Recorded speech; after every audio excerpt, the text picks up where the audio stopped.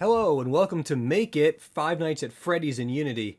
George here, and in the last video we finished making our party table, and in this video I'm going to deal with a mistake I made, and that mistake of course is I left out the party hats. So if we take a look real quick at our reference material here, what we can take a look at is there's 1, 2, 3, 4, 5 party hats for a total of 10 kids. Once again, a major crime.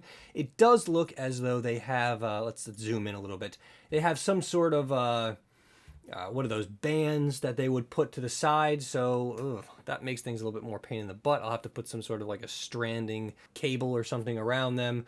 And then of course we have, what is this? How many different colors? 1, 2, 3, 4, and approximately 5 different colors. Green, red, purple, bluish color, and then some unknown color. Although if we look off to the sides over here, we'll notice that it looks like there's red duplicated twice on a different table. Once again in the other table as well. So it looks like there's only actually 4 colors for this entire color scheme. That's going to be really easy for us to duplicate inside of Photoshop. We're probably just going to make a simple texture with bands of color and then make 4 of them, 1 for each quadrant, and just duplicate it off. But first thing we need to do is, of course, make a darn cone. So let's go in here really quick. And let's do File, Save As. We're going to save this scene as something different. Let's call this 03 underscore party hats. Enter. Now let's add our party hat. Let's just use the cone primitive. Okay, it's a little bit excessive in this case. Now, how smooth do these cones actually look in the game? Wow, very smooth. So I'm probably going to keep a high level of segments, subdivisional segments on this object. Now we have 20 by default. Let's see what it looks like. 16 gives me a cut on each of the major quadrants as well, which is something I like to keep when I'm modeling things. And that's pretty smooth. We'll go with it. Let's go ahead and scale this thing down. Let's move the pivot to the bottom. Hit the W key, D to go into my pivot mode. Hit the V key to move down to the bottom. And there we are. And let's go ahead and scale this down even a little bit more. Take a look at a reference material once again, get a sense of how tall they are. It looks like the tops of these cones correspond with the tips of the chairs. And not that the tips of my chairs are particularly accurate, but let's go ahead and bring this object to the bottom here. Perfect. And take another look at the reference material.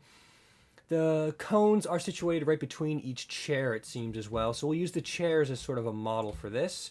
I believe I have, let's go to shading wireframe. I think I have a segment right down the center, and it looks like I do. So we're going to constrain in that direction. Hold down the V key, middle mouse click on that, and there we are. Now that looks, well, the cones in hindsight now look a lot larger than my chairs. My chairs, according to the reference material, should probably be a lot taller, extending beyond the table itself, or at least more pointy. So that's something I might want to come back in the future and deal with. Now, the width of my height, or that is the radius, I should say, should probably be a little bit smaller, especially for a kid, right? If a kid's sitting in there, that hat's just going to completely fall off their head. So yeah, let's make it even 0.75. That sounds like a good number. And take a look again at the reference material. Close enough. There's a little bit of things wrong with that, but it's okay. Party hat underscore 01 is what we'll call this. Let's go ahead and just take a look at what the UVs are going to be like by default using this particular object. I don't usually use the cone very often.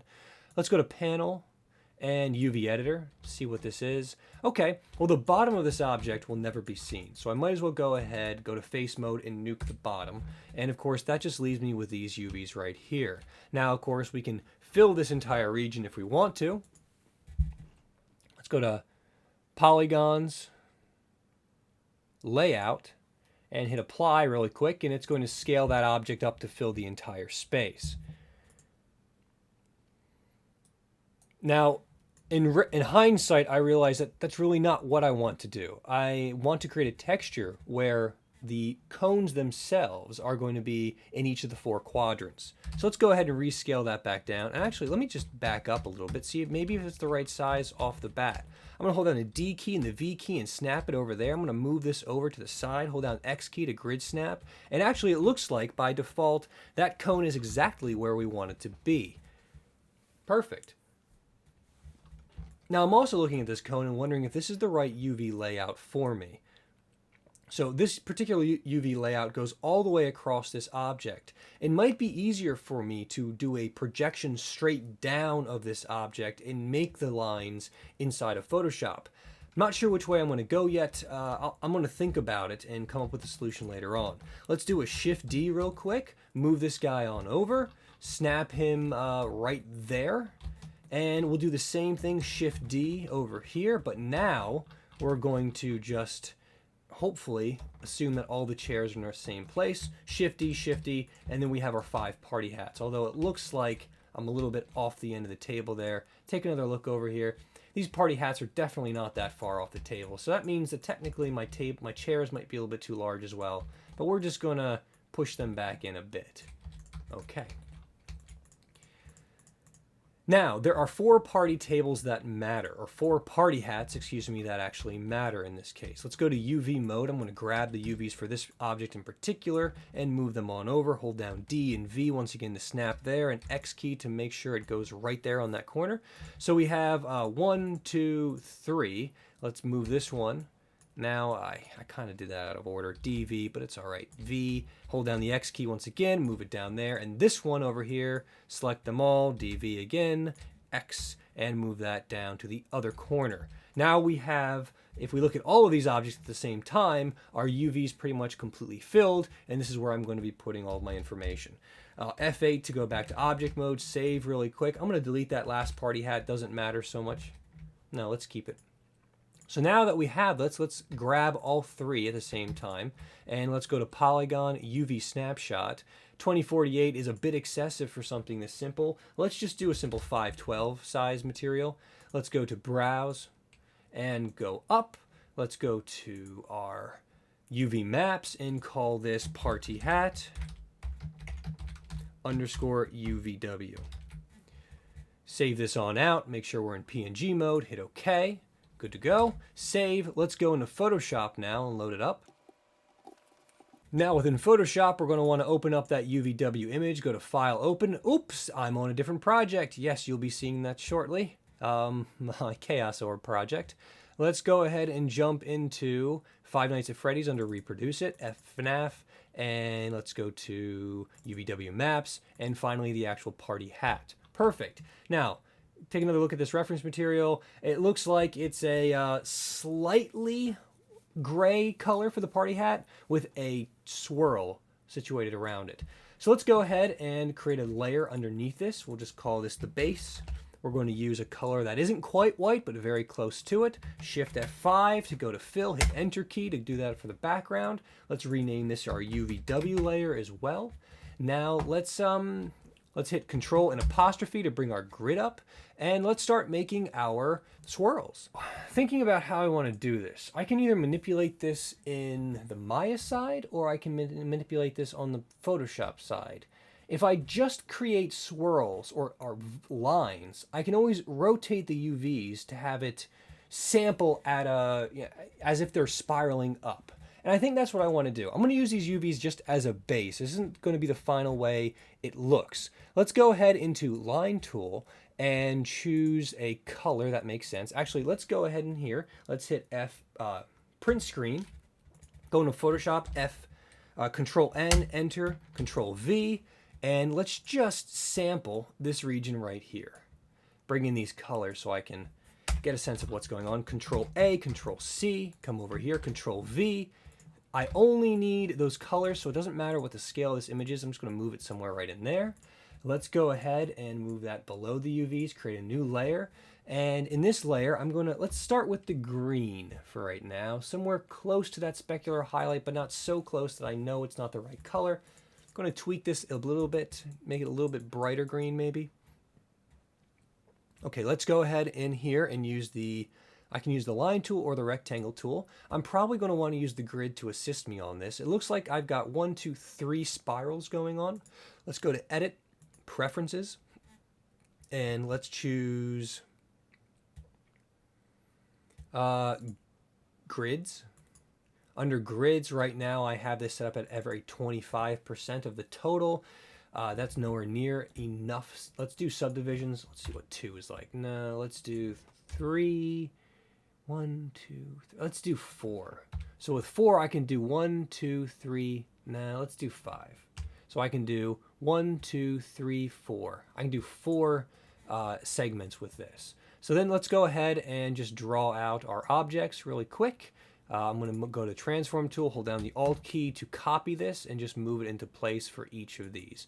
And this is just going to become our rows or lines that we're going to use. Grab all of them, actually put them under their own layer, and just call this green stripes. Now we can just duplicate this layer off and transform the entire layer and get them where we want to. Let's see if I have snap on. Go to window of view and turn snap on. That's going to make my life a tiny bit easier. Let's call this one, I don't know, what other colors do we have? We have purple, red as well. So let's just make 2 more duplicates of this purple. Let's call this one red, red, stripes, and stripes. And the last one is a kind of a blue, blue stripes. Now, as I'm talking about some of the design choices with this game, you do, in retrospect, have to remember that this is supposed to be a scary, jump scare type game. Therefore, using bright colors, even though it's a children's area, doesn't make sense. By making all these colors darker and desaturating them, it actually adds a lot to the atmosphere of this game, and it really does make sense.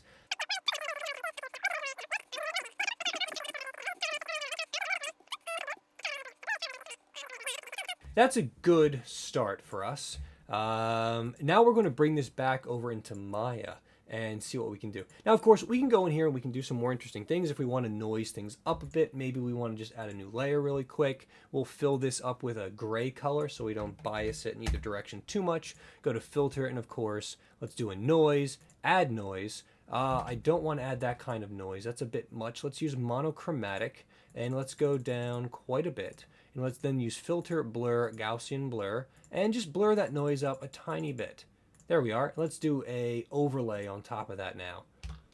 Now it's very hard to see any of the effects of this noise. If we want to enhance that, we can of course use Control L and then move our ranges closer to the original area, and you can begin to see that noise really popping through. But I kind of want to leave this as a very subtle effect. I don't want it to be too notable. So let's go ahead and turn the UVs off, take a look at it, turn off our grid as well. You can very subtly see that noise, but even then, it's a bit too much for me, so I want to back off just a tiny, tiny, tiny bit from that. All right, File, Save As. Let's go ahead and go to PNG. Go into our Textures folder, save this out, minus the UVW. Hit Enter, hit OK. Come back into Maya now and see what this really looks like. So I'm going to grab one of these, right-click, go to Assign New Material, Fong, and within there, let's call this Party Hat _ M. Color, whoops, not transparency. Color, please. File, Party Hat File. Rename everything, always. Copy that. Well, not quite. Pretty close, though. Control-C, go into here. Delete that, go back to the beginning, Control. And there we are. Party Hat, now it's associated with the right file. I have to go out of my Maya directory, find textures, go grab Party Hat. There we are. Now we'll notice, of course, it's directly across that. I'm going to try to fix that in just a second. Let's go to right-click, Assign Existing Material to All, choose the Party Hat, grab one of these objects now, and I'm not going to lie, I'm not sure if this is going to work. I just thought about this option just a little bit ago, but what I wanted to try to do was something like this. I wanted to rotate the object and see whether or not that would end up working. Now I'm noticing that I get this horrible seam in the object because of this. And perhaps let's try an experiment. Let's go to UV and let's do a planar mapping straight down on the y-axis. Now, planar mapping in this particular case is looking at it directly from above, so if I scroll this thing down a bit and move it off into its side, you can kind of see what's happening right there. Now, I could always try to take this at an off angle instead. So, for instance, if I go to UVW and we use the planar, but instead of using a bounding box, we use the best plane, hit apply, we're going to get a plane right there that you can see, but one that we're able to manipulate. So I can go into rotation mode now and actually sort of rotate this thing to the side. Let's go ahead and scroll it down a bit, move it on over, and now you can see what exactly I'm going for here. I'm distorting the UVs in a way that gives us an effect more similar to what I'd expect this party hat to have. Now, I didn't quite do it enough. We can kind of see that the vertical lines aren't exactly going in the right direction. So let's do that again really quick. And the first thing I'm going to do is, of course, let's actually translate this thing in the right direction. So I'm going to move it over here. I'm going to hit the scale tool, and let's go ahead and scale this thing on down to fit the actual area we're dealing with, something like that. And now let's use the rotation aspect. So click on this little red cursor right over here, the crosshairs, go to the rotation mode, and start to play. Have some fun. Find something that really works. Let's check out our reference material. That's getting close. I'm going to rotate a little bit more so it's not quite so severe. Something like that, perhaps. And now that we have this, we can go ahead and begin getting it to the way we want it to be. There we are. Doesn't require, just takes a little bit of time to set the whole thing up. There we are. Perfect. I like that. It's not exactly accurate, but it is a good, nice spiral. I have maybe one too many. If you want to, go ahead and scale that down yourself, but I'm pretty happy with how that looks. Once again, we're going to use the UV copying to copy those UVs across all these objects, and then, of course, just move them into their respective locations. Let's grab that party hat, go to Mesh, and then Transfer Attributes. We're going to take a look at these, make sure we're using UV sets. We want to transfer the UVs in particular. Let's grab this one, hit apply, and of course do that for all of them now. Apply, apply, and apply. So now you have all the same looking hat. Grab each one respectively, go ahead into our UV coordinate space and manipulate them. Delete all by type history. So there we are. Now it's in the green region. Let's grab the other one, right click, grab the UVs, move them down to the blue area, and then finally red. There we are. Perfect. And then this last one, what was on the tables again? Was it 2 reds? It looks like it's 2 reds. Because of that, I don't want 2 reds to be right next to each other. So let's change someone else to red really quick. That's good. Let's change this one off to green.